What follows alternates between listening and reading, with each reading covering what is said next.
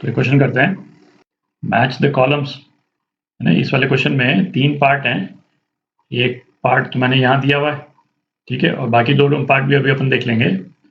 तो अपने को क्या दिया हुआ है ना, ये फंक्शन दे रखा है, ये फंक्शन दे रखा है एक्स की इन वैल्यूज़ के लिए, है ना, ये इसकी डोमेन है। और ये कॉलम 1, 2 और 3 में जो स्टेटमेंट दे रखे हैं, है ना, वो करेक्ट हैं या इनकरेक्ट हैं, ठीक है। उसके बेसिस पे, है ना, ये क्वेश्चंस हैं कि कौन-कौन से स्टेटमेंट्स करेक्ट हैं, है ना, या इनकरेक्ट हैं, ठीक है। तो हर एक स्टेटमेंट को अपने को बेसिकली चेक करना पड़ेगा, है ना, कि सही है कि गलत है। तो एक क्वेश्चन तो ये है, और क्वेश्चन नंबर 2 और 3, ये क्वेश्चन नंबर 2 और 3 है ना, ये क्वेश्चन नंबर 2 और ये क्वेश्चन नंबर 3।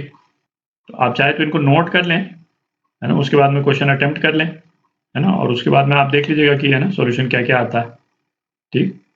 तो अब मैं ये क्वेश्चंस को मैं हटा दूँगा, क्योंकि अब एक-एक ऑप्शंस को अपने को टेस्ट करना पड़ेगा, तो उसके लिए जगह चाहिए होगी, तो है ना, क्वेश्चंस को हटा दूँगा, केवल फंक्शन और ये टेबल, है ना, इसको अपन रिटेन कर लेंगे, पर है ना, ये क्वेश्चंस हटा देंगे। और बाद में जब अपन सारी चेकिंग हमारी कंप्लीट हो जाएगी, उसके बाद में क्वेश्चंस को देखेंगे दोबारा, ठीक। अब एक-एक करके चेक करते हैं, है ना। कॉलम 1 के स्टेटमेंट्स को चेक करते हैं अपन। फंक्शन क्या दे रखा है अपने को, function f(x) is equal to x plus ln x minus x ln x, ठीक। अच्छा, f डैश और f डबल डैश x के बारे में भी स्टेटमेंट्स हैं, तो उनको भी एक बार तो निकाल ही लेते हैं, है ना। f डैश x, तो f डैश x आप निकालेंगे, है ना, तो क्या आ जाता है 1/x माइनस ln x, ठीक है।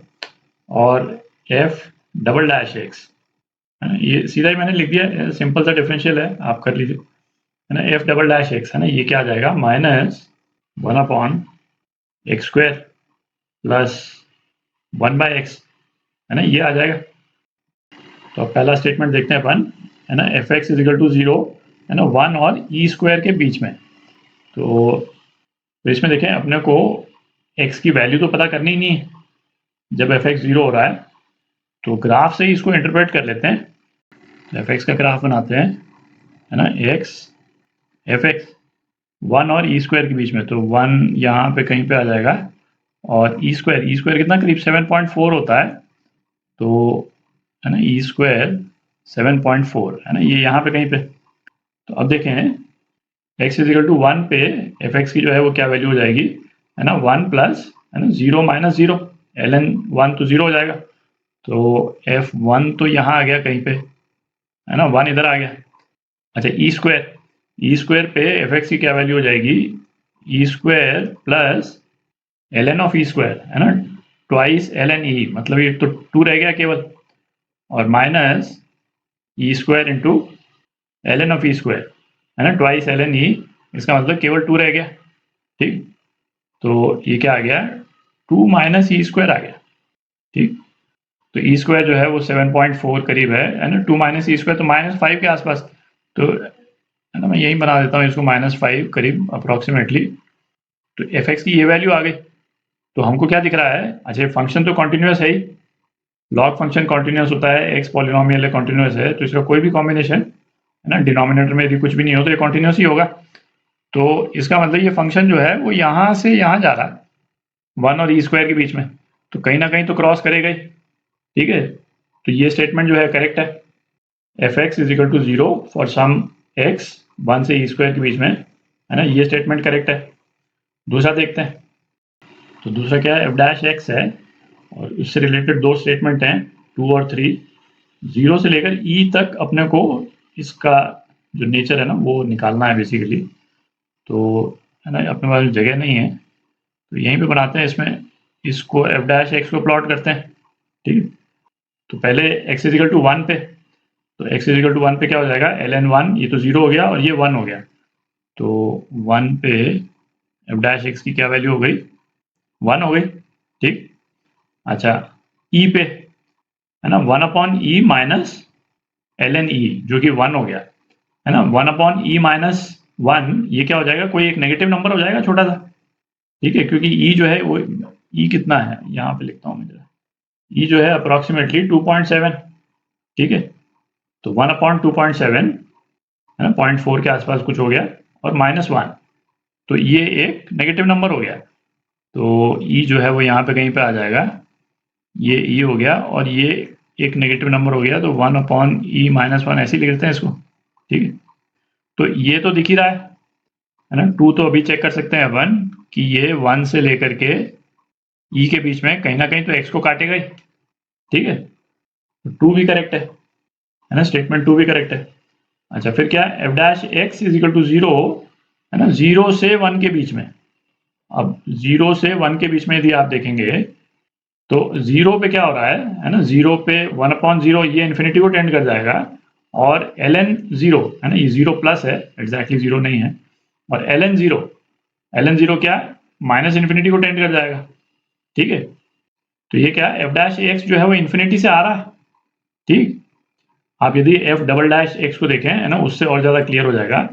एफ डबल डैश एक्स जो है वो 0 से 1 के बीच में है ना, एफ डबल डैश एक्स जो है वो एक्स की सारी वैल्यूज के लिए, एक्स की सारी पॉजिटिव वैल्यूज के लिए, एफ डबल डैश एक्स तो नेगेटिव ही है, ठीक है। अच्छा, एफ डबल डैश एक्स यदि नेगेटिव है तो एफ डैश एक्स क्या हो गया, डिक्रीजिंग फंक्शन हो गया, ठीक है। तो इससे भी क्लियर है कि एफ डैश जो है ऊपर से कहीं से आ रहा है ना, इस तरह से। तो हमको तो केवल ये चेक करना है कि 0 से 1 के बीच में एक्स एक्सिस को कट करता है क्या, तो एक्स एक्सिस को तो कट नहीं कर रहा है, ठीक है, दिख ही रहा है। तो ये रूल आउट हो गया। और फोर्थ ऑप्शन क्या है, F double dash X is equal to 0 है ना, 1 से ई के बीच में है ना। अच्छा, ये तो दिख ही रहा है कि एक्स की सारी पॉजिटिव वैल्यूज के लिए एफ डबल डैश एक्स कोई एक नेगेटिव वैल्यू लेगा है ना, 0 तो ये कभी कट कर ही नहीं रहा है ना, 0 से इन्फिनिटी के बीच में ही नहीं कट कर रहा, तो इस वाले पीरियड में तो नहीं कट करेगा, तो ये भी करेक्ट नहीं है, ठीक। अच्छा, कॉलम 2 चेक करते हैं। तो कॉलम 2 में देखें है ना, ये पहले दो स्टेटमेंट जो है वो एफ एक्स जो है एक्स टेंडिंग टू इन्फिनिटी पे कहाँ जा रहा है ना, वो हमको चेक करना है। तो एफ एक्स में है ना, limit X tending to infinity हम लगाएं तो एक्स जो है ये इन्फिनिटी को टेंड कर रहा है, एल एन एक्स यहाँ मैं प्लस लगा दूं तो ये भी इन्फिनिटी को टेंड कर रहा है, ठीक है। और माइनस एक्स इंटू ये एल एन एक्स है ना, इन्फिनिटी इंटू इन्फिनिटी, दिख रहा है इस तरह के, मतलब इसमें सारे टर्म जो हैं वो इन्फिनिटी को ही टेंड कर रहे हैं, ठीक है।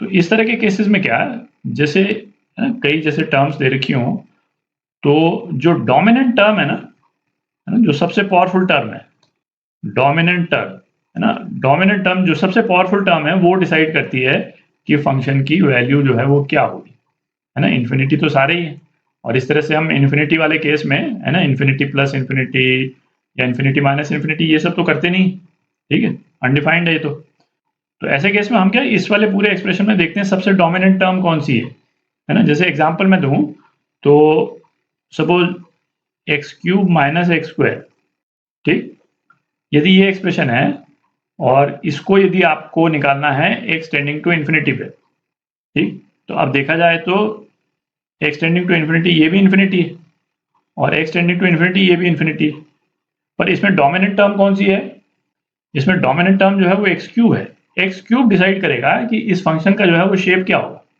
आप देख रहे हैं। तो हम क्या बोलते हैं, एक्स यदि इन्फिनिटी को टेंड करेगा तो एक्स क्यूब जहां पे भी जाएगा ये फंक्शन वहां अपने आप ये फंक्शन को भी अपने साथ में ले जाएगा, ठीक है। तो एक्स टेंडिंग टू इन्फिनिटी पे इस फंक्शन की वैल्यू इन्फिनिटी हो जाएगी, मतलब इन्फिनिटी को टेंड करेगा, इजिकल टू तो नहीं होता है इन्फिनिटी में, तो ये फंक्शन जो है इन्फिनिटी को टेंड करेगा। तो इस तरह से आप इस वाले एक्सप्रेशन में देखें जो सबसे डोमिनेंट टर्म कौन सी है, ये एक्स एल एन एक्स वाली, जहां पे इन्फिनिटी को इन्फिनिटी से हम मल्टीप्लाई कर रहे हैं, ठीक है। ये मतलब एग्जैक्टली एक्स स्क्वायर तो नहीं है, क्योंकि एल एन एक्स जो है वो एक्स से स्लोअर रेट से इंक्रीज करता है, पर फिर भी है ना, दिख ही रहा है ये एक डोमिनेंट टर्म है। तो ये डोमिनेंट टर्म कहाँ पे टेंड कर रही है, ये डोमिनेंट टर्म हमको दिख रहा है माइनस इन्फिनिटी को टेंड कर रही है। जब एक्स इन्फिनिटी को टेंड करेगा तो हमको केवल ये इसी टर्म को देखना है, बाकी टर्म्स को देखने की जरूरत ही नहीं, इस टर्म को देखना है। ये टर्म डिसाइड करेगी कि फंक्शन जो है वो किस तरह से बिहेव करेगा एक्सट्रीम वैल्यूज पे, ठीक है। तो ये हमको दिख ही रहा है कि ये इन्फिनिटी को टेंड कर रहा है, इसलिए फंक्शन जो है किसको टेंड करेगा, इन्फिनिटी को टेंड करेगा, ठीक है। तो कॉलम 2 में है ना ये 1 ये गलत हो गया, 2 जो है करेक्ट हो गया, ठीक। अच्छा, थर्ड देखते हैं है ना, X tending to infinity F dash X, तो एफ डैश एक्स तो दिख ही रहा है ना, एक्स को इन्फिनिटी को टेंड करेगा तो ये पहला वाला पोर्शन 0 हो गया, माइनस ln इन्फिनिटी, जो कि इन्फिनिटी हो गया तो माइनस इन्फिनिटी हो गया, है ना। तो ये तो करेक्ट ही है, थर्ड करेक्ट है।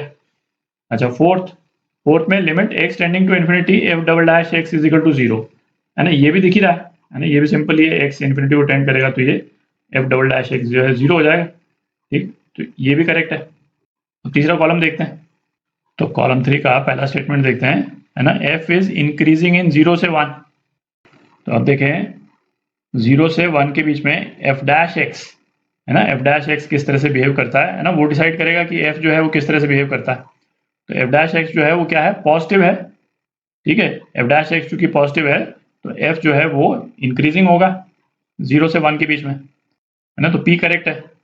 बेसिकली एफ जो है ना वो नीचे से कहीं से आ रहा है, यहाँ पे तो 1 है, ये तो अपन ने निकाला है ना, नीचे से कहीं से आ रहा है और इसकी स्लोप जो है वो पॉजिटिव है। तो अब नेक्स्ट देखते हैं, F is decreasing in e से ई स्क्वायर।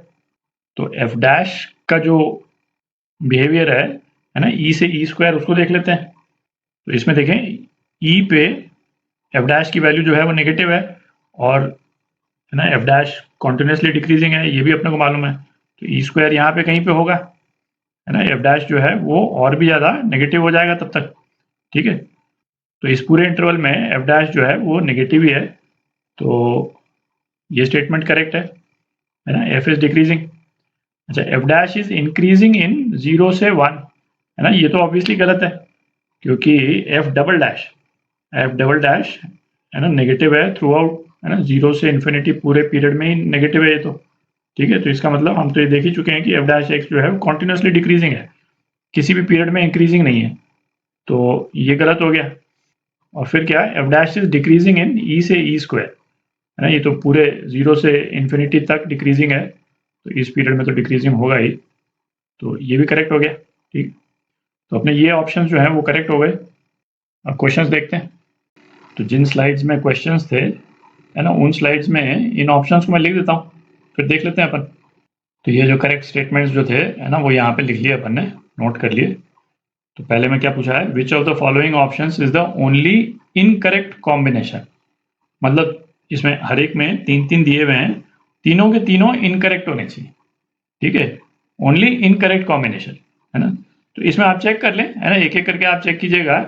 तो इसमें जो पार्ट डी है उसमें तीनों ही ऑप्शन जो है वो इनकरेक्ट है, मतलब इसमें नहीं आ रहे, है ना। 3, 1 और आर, है ना। 3 भी नहीं है, 1 भी नहीं है, आर भी नहीं, तो ये करेक्ट हो गया, ठीक। क्वेश्चन नंबर 2, है ना, which of the following options is the only correct combination. तो इसमें जो है वो तीनों के तीनों करेक्ट होने चाहिए, तीनों ऑप्शंस करेक्ट होने चाहिए। तो इसमें आप चेक करेंगे, है ना, पार्ट सी में तीनों करेक्ट है ना। 2 भी है, 3 भी है और एस भी है, तो सी करेक्ट है। और इसी तरह से 3 में भी यही पूछा है कि ओनली करेक्ट कॉम्बिनेशन, मतलब तीनों करेक्ट होने चाहिए, तो इसमें भी, है ना, सी करेक्ट है ना, 2, 2 और क्यू, ठीक है। तो ये आपका आंसर